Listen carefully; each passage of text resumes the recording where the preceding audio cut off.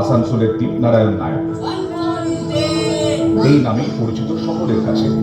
রাস্তার ধার তার ক্লাসরুম, মাটির বাড়ির দেওয়াল তার ব্ল্যাকবোর্ড। সেই ব্ল্যাকবোর্ডে প্রতিদিন অসংখ্য খুদের ভবিষ্যৎ লেখেন দীপনারায়ণ। শিক্ষার পথে বাধা নয় অর্থ, বাধা নয় পরিকাঠামো, শিক্ষার আলো ঘরে ঘরে পৌঁছে দেওয়াই কাজ রাস্তার মাস্টারের।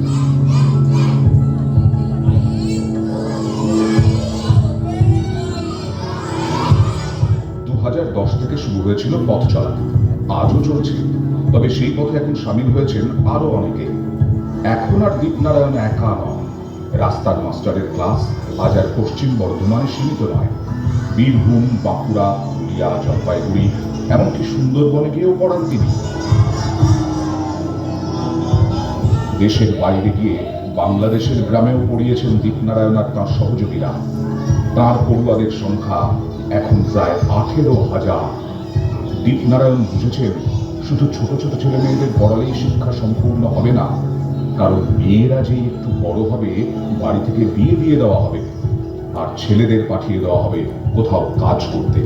তাই প্রয়োজন বাবা মা, দাদু দিদিমার শিক্ষা। সে কারণে 3 জেনারেশন লার্নিং শুরু করেছেন তিনি।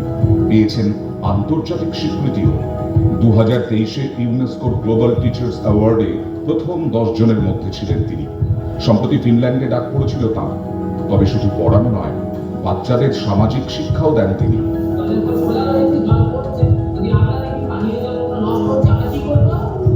জল অপচয় হচ্ছে দেখলে কিভাবে তা বন্ধ করতে হবে, বাড়িতে ফিউজ উড়ে গেলে কিভাবে ঠিক করতে হবে, এই সব শেখান দীপনারায়ণ।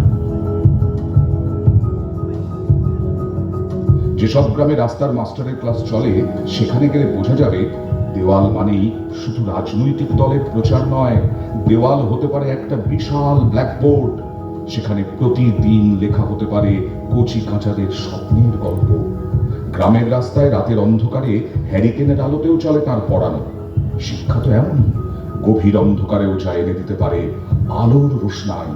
শিক্ষাক্ষেত্রে অবদানের জন্য দীপনারায়ণ নায়ককে বাংলার মুখ সম্মান প্রদান করছে নিউজ 18 বাংলা।